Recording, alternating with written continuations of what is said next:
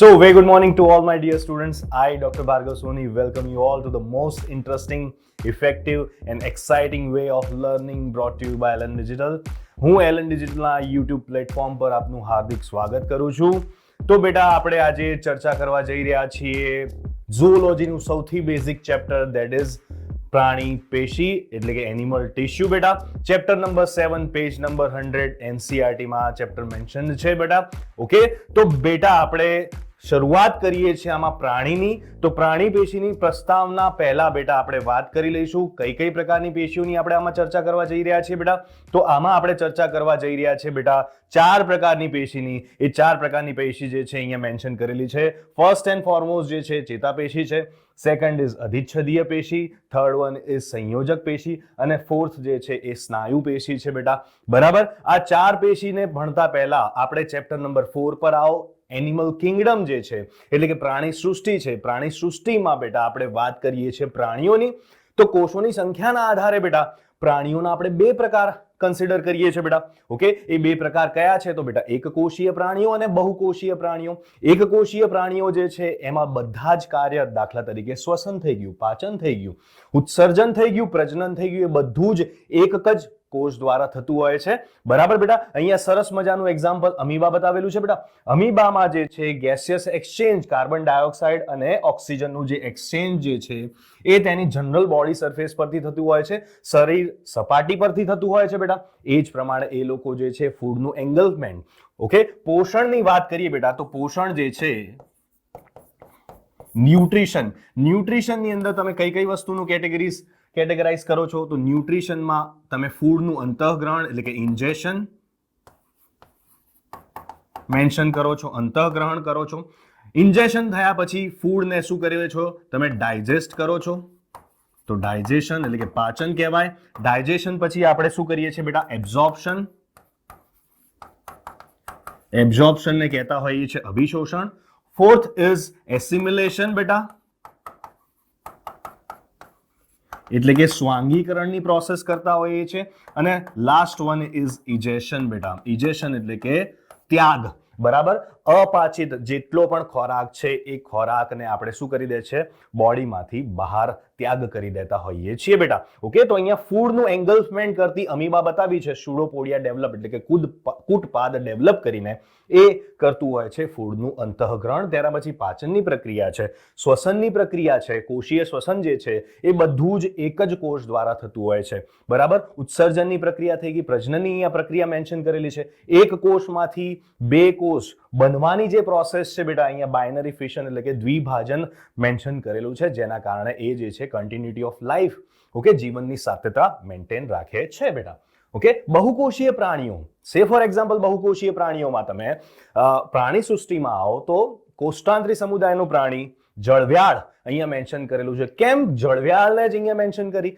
કારણ કે એમાં એવા કોષોનો સમૂહ છે કે જે તેના આંતરકોષીય ઘટક સાથે ભેગા મળીને કોઈ ચોક્કસ કાર્ય કરવા માટે રિસ્પોન્સિબલ હોય. બરાબર, આવા કોષોના સમૂહને આંતરકોષીય ઘટક સાથે પેશી કહેતા હોઈએ છીએ બેટા, ટિશ્યુ કહેતા હોઈએ છીએ. અને પેશી સ્તરનું આયોજન જે છે તમને ખબર છે બેટા, જળવ્યાળ એટલે કે કોષ્ટાંતરીથી જ ચાલુ થાય છે. ભલે સછિદ્રથી શરૂઆત કરીએ છીએ એનિમલ ટિશ્યુમાં, એનિમલ કિંગડમમાં, બટ આપણે વાત કરીએ છીએ તો એમાં આવે છે પેશી સ્તરનું આયોજન જળવ્યાળમાં જ ફક્ત. બરાબર, ચેતા જાલિકા સ્વરૂપે ચેતા પેશી પ્રેઝન્ટ હોય છે આમાં. બરાબર, આવું સંગઠન જે છે એને આપણે પેશી કહીશું બેટા. પેશી જે છે ઓવરઓલ શું કહીશું? સામાન્ય ડેફિનેશન છે, રચના, કાર્ય અને ઉદ્ભવની દ્રષ્ટિએ સામ્યતા ધરાવતા કોષોના સમૂહને આપણે બેટા પેશી કહેતા હોઈએ છીએ બેટા. એક એક્સેપ્શન, એક અપવાદ છે કે એમાં શું છે કે રચના અને કાર્યની દ્રષ્ટિએ ડિફર હોઈ શકે, અલગ અલગ હોઈ શકે, પરંતુ ઉદ્ભવ જે છે એ ઉદ્ભવ હંમેશા એવા કોષોનો સમાન જ હોય છે બેટા. બરાબર, એક એક્ઝામ્પલ રુધિર થી આપણે આ વસ્તુને જસ્ટિફિકેશન આપીએ. બરાબર, રુધિરમાં અલગ અલગ પ્રકારના કોષો બતાવેલા છે, WBC, RBC અને રુધિર કણિકા એટલે કે પ્લેટલેટ્સ. આ જે છે એના રચના જો, રચનામાં ડિફરન્સ છે, એના કાર્યમાં ડિફરન્સ છે. તમને ખબર છે WBC નું મુખ્ય કામ રોગ પ્રતિકારકતા પ્રોવાઈડ કરવાનું છે. પ્લેટલેટ્સ રુધિર ગંઠનની પ્રક્રિયામાં હેલ્પફુલ છે. એ જ પ્રમાણે RBC જે છે બેટા શેમાં યુઝફુલ છે? તો ઓક્સિજન અને કાર્બન ડાયોક્સાઇડના એક્સચેન્જમાં, વહનમાં યુઝફુલ છે. બરાબર, તો તમને ખબર પડી ગઈ એની રચનામાં ડિફરન્સ છે, એના કાર્યમાં ડિફરન્સ છે, પણ એનો ઉદ્ભવ તો કેવો છે બેટા? સમાન જ છે. મધ્ય ગર્ભ સ્તરમાંથી ઓરિજિન થાય છે, બરાબર? મિઝોડર્મલ ઓરિજિન છે બેટા.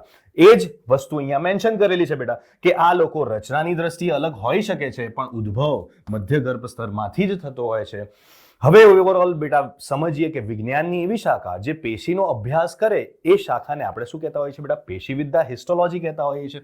આ સમજ્યા પછી બેટા હવે આપણે પેશીના પ્રકારો સમજીએ બેટા.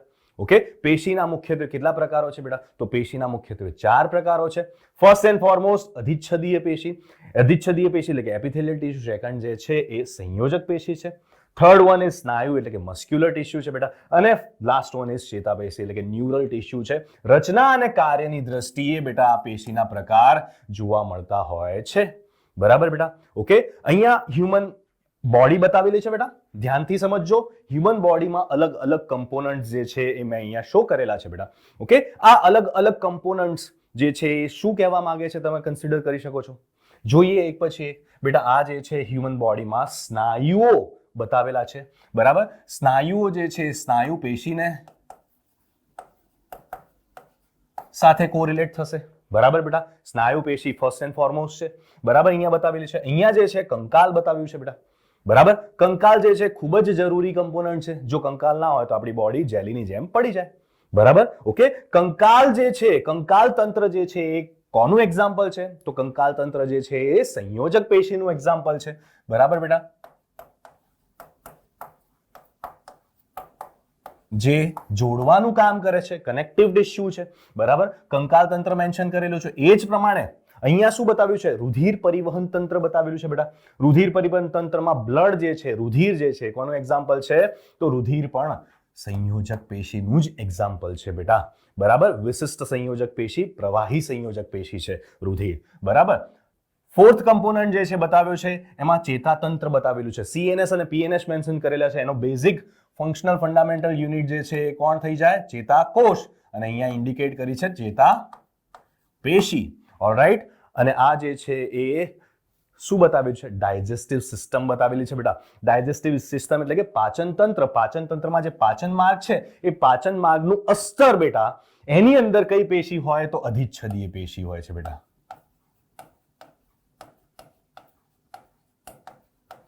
ઓલરાઈટ, આ કમ્પોનન્ટ સમજ્યા પછી ચલો સમજીએ અધિચ્છદીય પેશી બેટા. અધિચ્છદીય પેશી જે છે એ શું કરે છે બેટા? તો આપણી બોડીમાં કવરિંગ એટલે કે આવરણ અને લાઇનિંગ પ્રદાન કરે છે. લાઇનિંગ એટલે કે કહેવાય અસ્તર. કવરિંગ અને લાઇનિંગ જે છે પ્રોવાઈડ કરીને આપણાને શું કરે છે બેટા? રક્ષણ આપવાનું કામ કરતી પેશી છે ફર્સ્ટ એન્ડ ફોરમોસ્ટ અધિચ્છદીય પેશી. એક એક્ઝામ્પલથી સમજીએ. ગાડી લાવ્યા લેમ્બોર્ગિની, બરાબર? એને ગાડી પ્રત્યે આપણે પોઝેસિવ હોઈએ તો એને સાચવવા માટે શું કરીએ છીએ આપણે? એનું કવર ફટાક દઈને બાય કરી લઈએ છીએ બેટા, બરાબર? આ બેટ્સમેન બતાવ્યો છે, એને પ્રોટેક્શન માટે શું પહેર્યું છે બેટા? તો એને પ્રોટેક્શન માટે પેડ્સ પહેર્યા છે, ગ્લવ્સ પહેર્યા છે, હેલ્મેટ પહેર્યું છે, જેના કારણે શું થશે બેટા? એનું રક્ષણ થશે. એ જ પ્રમાણે અહીંયા દિવાલ બતાવી છે, બરાબર? જે ઘર બનાવવું હોય તો એના માટે દિવાલ જરૂરી છે ને દિવાલ જે છે એનાથી જે ઘર બન્યું એ આપણાને શું કરે છે બેટા? રક્ષણ પ્રોવાઈડ કરવાનું કામ કરતું હોય છે. બેઝિક આઈડિયા લઈએ સંયોજક પેશીનો. સંયોજક પેશી જે છે એનું કામ જે છે શરીરના વિવિધ ભાગોને જોડવાનું છે બેટા. ઓકે, એનું કામ જે છે એ કનેક્શન સાધવાનું છે બેટા. ઓકે, સે ફોર એક્ઝામ્પલ અહીંયા સંયોજક પેશીનો નાનો સ્લેબ બતાવ્યો છે. સંયોજક પેશી જે છે એનું બંધારણ જોવા જઈએ તો એ 3 કમ્પોનન્ટનું બનેલું હોય છે બેટા. એમાં 6 પ્રકારના કોષો આવેલા હોય છે, બરાબર? એમાં તંતુઓ જોવા મળે 3 પ્રકારના, અને એમાં આધારક જોવા મળતું હોય છે મ્યુકોપોલિસેકેરાઇડનું બેટા, બરાબર? આ રીતના સંયોજક પેશી મેન્શન થયેલી છે. અહીંયા તંતુઓ બતાવેલા છે, અહીંયા કોષો બતાવેલા છે, અને એની અંદર શું બતાવેલું છે? આધારક બતાવેલું છે. મ્યુકોપોલિસેકેરાઇડનું આધારક જે છે એ જોવા મળતું હોય છે સંયોજક પેશીમાં. સંયોજક પેશીનું અહીંયા કાર્ય જે છે જો બ્રિજ દ્વારા સમજી શકો છો. કનેક્ટિંગ બ્રિજ જે છે એટલે કે જોડવાનું કાર્ય અહીંયા મેન્શન કરેલું છે સંયોજક પેશીનું, બરાબર? એ જ પ્રમાણે ઘટકોનું વહન કરાવવા માટે સંયોજક પેશી રિસ્પોન્સિબલ છે. અહીંયા રુધિર બતાવ્યું છે બેટા. રુધિર જે છે એ કોનું વહન કરાવી શકે છે? તો રુધિર જે છે રુધિર ગ્લુકોઝનું વહન કરાવી શકે છે. ગ્લુકોઝ આવ્યો ક્યાંથી બેટા? તો તમને ખબર છે પાચનની પ્રક્રિયા દ્વારા ડાયજેસ્ટેડ ફૂડ સરળ અણુઓ જે છે એ સરળ અણુઓ ક્યાંથી એબ્ઝોર્બ થશે તો આંતરડાની સપાટી પરથી એબ્ઝોર્બ થશે અને બ્લડમાં આવશે અને એ જે છે બ્લડમાં અલગ અલગ અંગો અલગ અલગ પેશી અલગ અલગ કોષો સુધી પહોંચે છે. કોણ કરે છે તો રુધિર કરે છે. વિશિષ્ટ સંયોજક પેશીનું એક્ઝામ્પલ છે બેટા ઓક્સિજન કાર્બન ડાયોક્સાઇડનું એક્સચેન્જ પણ કોણ કરાવે છે બેટા રુધિર જ કરાવે છે. તો એ પેસેન્જર્સની જેમ આ ટ્રેન વહન કરાવે છે એ રીતના ઘટકોનું શરીરમાં વહન રુધિર કરાવતું હોય છે. સંયોજક પેશીનું કાર્ય થઈ ગયું બેટા. ઓકે, સંયોજક પેશીનું બીજું કાર્ય જે છે આધાર આપવાનું, સ્ટ્રક્ચરલ ફ્રેમ ક્રિએટ કરવાનું છે બેટા. ઓકે, સપોર્ટ સિસ્ટમ છે બેટા. આ અહીંયા કંકાલ તંત્ર બતાવ્યું છે. કંકાલ તંત્ર બનેલી શેનું હોય તો અસ્થિનું બનેલું હોય અને કંકાલ તંત્રમાં તમને શું જોવા મળે કાસ્થિ પણ જોવા મળે. આ અસ્થિ અને કાસ્થિ જે છે એ બેટા વિશિષ્ટ સંયોજક પેશીના જ એક્ઝામ્પલ છે. અહીંયા તમને બેટા સ્નાયુને અસ્થિ સાથે જોડતો બંધ સ્નાયુ બંધ મેન્શન કરેલો છે જેને આપણે ટેન્ડન્સ કહેતા હોઈએ છીએ. અસ્થિને અસ્થિ સાથે જોડતો બંધ જે બતાવ્યો છે એને લિગામેન્ટ્સ કહેતા હોઈએ છીએ. અસ્થિ બંધ એ પણ બેટા સંયોજક પેશીનું જ એક્ઝામ્પલ છે બેટા. ઓકે, તો એનું કામ જે છે બેટા આધાર આપવાનું થઈ ગયું. સે ફોર એક્ઝામ્પલ આ બ્રિજ બતાવ્યો છે, એ બ્રિજને પિલર્સ શું કરે છે બેટા આધાર આપે છે બેટા.